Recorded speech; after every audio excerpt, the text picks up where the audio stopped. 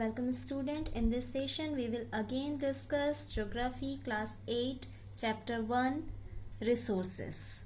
In previous videos we have already discussed about the resources and also about the natural resources and its further classification on the basis of the level of development and use and on the basis of origin.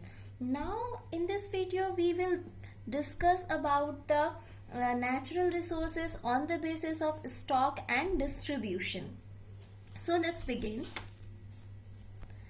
Stock resources, stock and distribution. Stock means amount of resources available for use, यानी वो resources जो हमारे पास हमें पता है कि एक certain amount में available है हमारे use करने के लिए, which is known as the stock resource. And the distribution of the natural resources depend upon the number of physical factors like terrain, climate and altitude. The distribution of resources is unequal because of these factors differ so much on all over the earth. So let's begin it. Terrain. What is the mean by the terrain? In earth, it means kind of land. On the earth, somewhere plain, somewhere plateau, somewhere mountain. So we know that the plateaus are the fond of resources, fond of minerals, and again forests are the rich in forest and other mineral and other resources. So it's a kind of resources. जो resource हमको mountain पे मिल सकता है वो plane पे नहीं मिलेगा, जो प्लेन पे मिलेगा वो मोस्ट ऑफ देम प्लेटो पे नहीं मिल पाएगा. So which is the difference of distribution of resources. Okay, next one is the climate. Climate is also make difference between the distribution of resources. Suppose that if any place have sedimentary rocks, then due to the hot climate or other kind of climate, it can be changed into the metamorphic rock. Okay, in a certain kind of heat and pressure. तो ये climate की वजह से अलग अलग चीजों में change हो जाता है. Suppose that forest resources, forest हर जगह अवेलेबल नहीं है. In rainforest there is lots of forest but it have less economical value. Suppose whereas in a temperate region evergreen forest have a more economical value, while the desert forest have less economical value. So these all are occur. Why? Due to the climate. क्योंकि climate अर्थ पे अलग अलग जगहों पे certain places पे different है, फिर किसी और जगह पे डिफरेंट है, और इन डिफरेंट क्लाइमेट फीचर्स की वजह से रिसोर्सेज के डेवलपमेंट में भी डिफरेंस आ जाता है. And next one is the altitude. The same is the altitude means ऊंचाई. ऊंचाई के आधार पर भी हम देखते हैं कि डिफरेंसेस आते हैं in the natural resources, in a difference between the kind of minerals, different between the air, different between the forest resource and other. So let's begin the book. According to the distribution and location, the resources can be classified into ubiquitous and localized.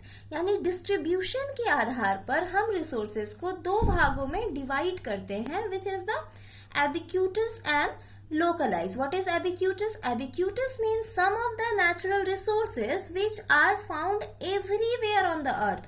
यानी ऐसे resources जो हम अर्थ पे कहीं भी चले जाएं वो हमें उसी अमाउंट में अवेलेबल मिलेंगे. जैसे suppose air because air is a thin layer of the air found in atmosphere which surrounded the earth.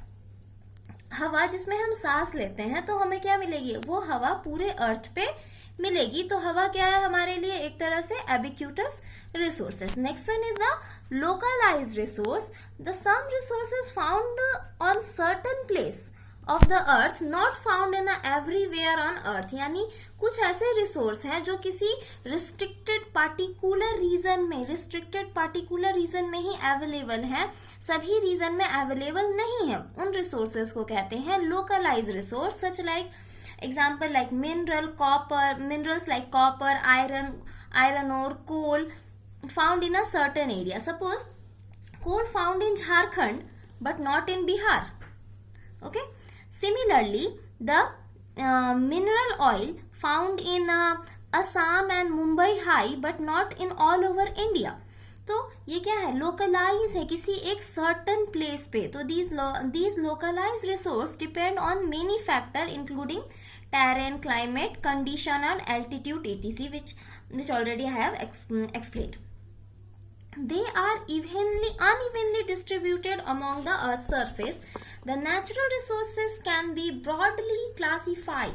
अब क्या है, अब नेचुरल रिसोर्सेज को हम क्लासीफाई कर सकते हैं किस बेसिस पे, on the basis of renewable and non renewable resources पे. Okay, the renewable resources, what is renewable resources? The renewable resources which can be renew and replenish quickly, वैसे resources जिनको दोबारा से बनाया जाना या उनको दोबारा से क्रिएट कर पाना पॉसिबल है, which are known as the renewable resources, जिसकी रिकवरी पॉसिबल है. Okay, such an example like air, water, plant, trees and solar energy.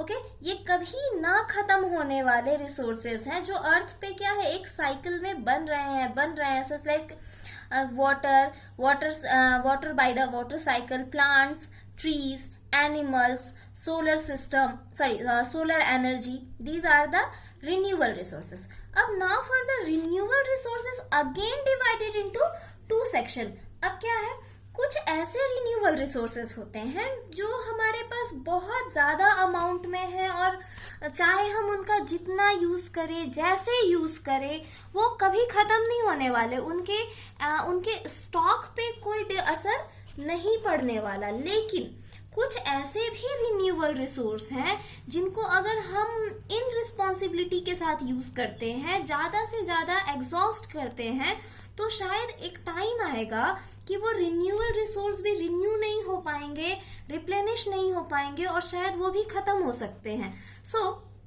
उस आधार पर on the basis of this the renewable resources can be classified into exhaustible or inexhaustible resource. Okay, the exhaustible and inexhaustible resource, some resources are continuously available. देखो यहाँ लिखा हुआ भी, कुछ ऐसे resource हैं जो continuously हमारे पास, continually हमारे पास available हैं.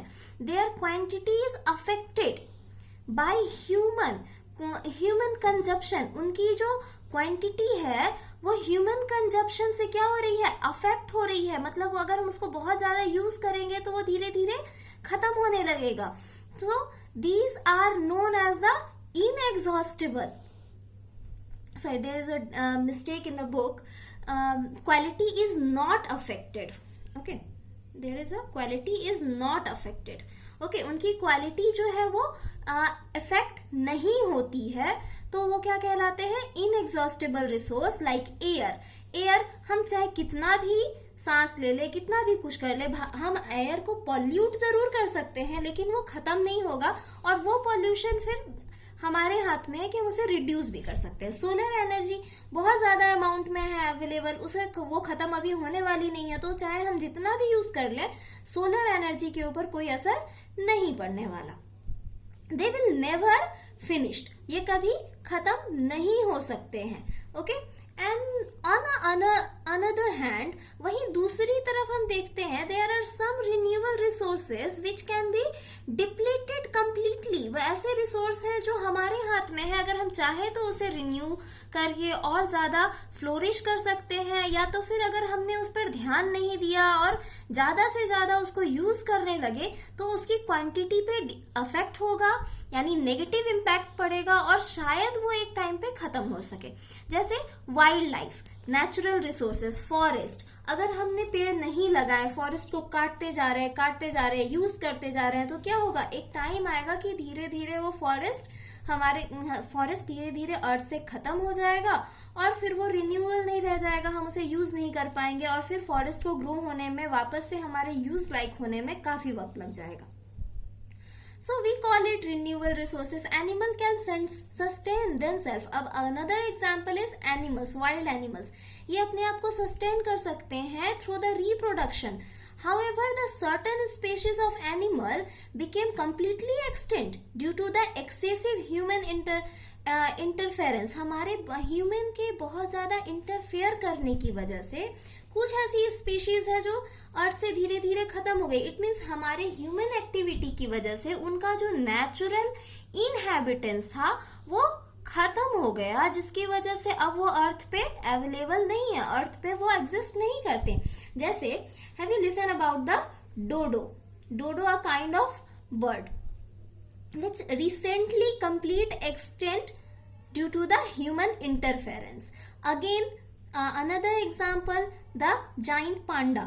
अब पांडा क्या है, वो सिर्फ बैम्बू फॉरेस्ट में रहता था. अब क्योंकि हमने बैम्बू फॉरेस्ट को खत्म कर लिया या बैम्बूज को अपने ह्यूमन कंजप्शन ह्यूमन यूजेस के लिए उसे यूज कर लिया गया, तो क्या होगा, धीरे धीरे बैम्बू फॉरेस्ट कम हो जाएंगे, उनका नेचुरल इन्वायरमेंट डिस्ट्रॉय हो जाएगा और वो धीरे धीरे एक्सटिंक्ट होने लगेंगे. So they are known as the exhaustible resource. Okay, next one is the non renewable resources. ये तो था रिन्यूएबल रिसोर्सेस. अब देखते हैं non renewable resources. It means those resources which are in limited stock and get exhausted. यानी ऐसे resource जो कि हमारे पास लिमिटेड अमाउंट में है और अगर हम उसका अंधाधुन यूज करते हैं, ज्यादा से ज्यादा इस्तेमाल कर रहे हैं, तो वो एक टाइम पे खत्म हो जाएगी. For the same resources they are also known as the stock resources. इसी रीजन की वजह से इनको स्टॉक रिसोर्स भी कहते हैं.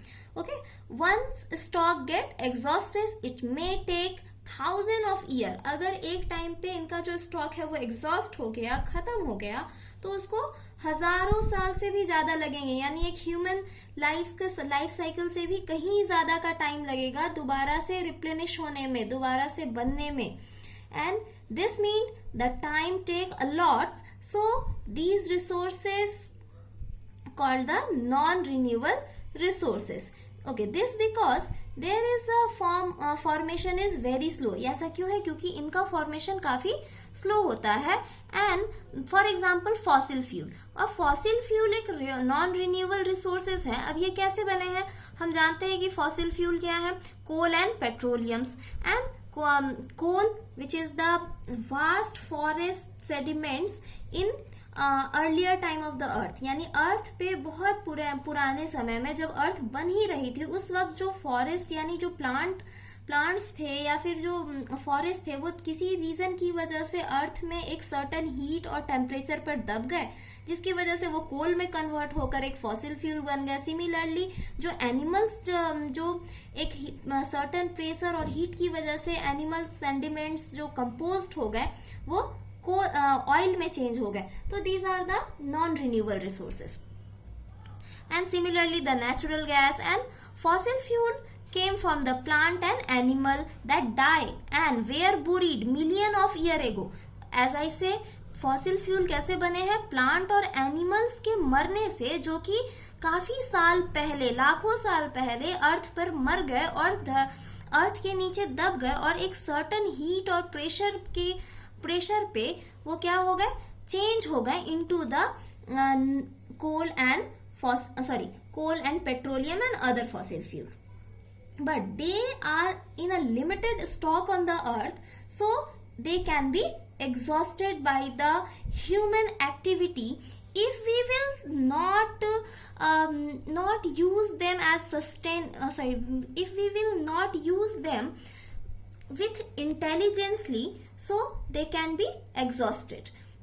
We will certainly not change them our lifetime or that of the next generation. अगर हम उसे अभी नहीं सेव करते हैं, अभी हम अपने लाइफस्टाइल को चेंज नहीं करते हैं, तो फिर क्या होगा, आने वाले समय में ये जो नॉन रिन्यूएबल रिसोर्सेज हैं हमारे फ्यूचर जनरेशन के लिए शायद ना बचे और हो सकता है हमारे फ्यूचर जनरेशन का डेवलपमेंट भी रुक जाए. So for today's class this is enough student, and for today's homework you have to collect 10 renewable resources and 10 non-renewable resources and make a list of renewable and non-renewable resources. Okay.